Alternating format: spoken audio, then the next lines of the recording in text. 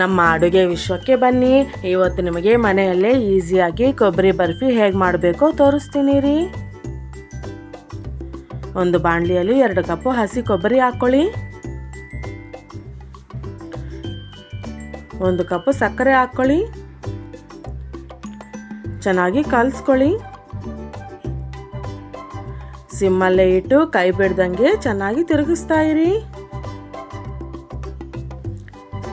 ನೋಡಿ, ಸಕ್ಕರೆ ಸ್ವಲ್ಪ ಕರಗ್ತಾ ಇದೆ ಅಲ್ವಾ? ಪೂರ್ತಿ ಕರಗೋಗಿದೆ ನೋಡಿ. ಒಂದು ತಟ್ಟೆಯಲ್ಲಿ ಸ್ವಲ್ಪ ತುಪ್ಪ ಹಾಕ್ಕೊಂಡು ಈ ಥರ ಗ್ರೀಸ್ ಮಾಡ್ಕೊಳ್ಳಿ. ನೋಡಿ, ಕೊಬ್ಬರಿಯಲ್ಲಿರೋ ನೀರಾಂಶ ಎಲ್ಲ ಹೋಗಿ ಕೊಬ್ಬರಿ ಗಟ್ಟಿಯಾಗಿದೆ ಅಲ್ವಾ? ಈಗ ಸ್ವಲ್ಪ ಇದರಲ್ಲಿ ಯಾಲಕ್ಕಿ ಪುಡಿ ಹಾಕ್ಕೊಳ್ಳಿ. 2 ಸ್ಪೂನ್ ತುಪ್ಪ ಹಾಕ್ಕೊಳ್ಳಿ.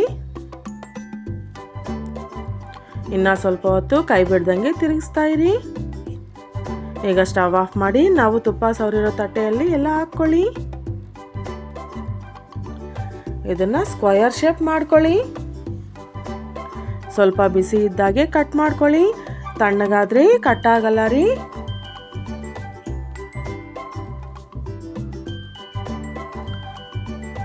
ಪೂರ್ತಿ ತಣ್ಣಗಾದ್ಮೇಲೆ ಈ ಥರ ಎಲ್ಲ ಬರ್ಫಿ ತಗೊಳ್ಳಿ. ಅಷ್ಟೇ, ಎಷ್ಟೋ ರುಚಿಕರವಾದ ಕೊಬ್ಬರಿ ಬರ್ಫಿ ರೆಡಿ ಆಯಿತು.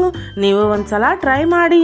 ಇಷ್ಟ ಆದರೆ ನಮ್ಮ ಅಡುಗೆಯ ಚಾನಲ್ನ ಸಬ್ಸ್ಕ್ರೈಬ್ ಮಾಡ್ಕೊಳ್ಳಿ ಮತ್ತು ಹೊಸ ರುಚಿಗಳನ್ನು ಅನುಭವಿಸಿ.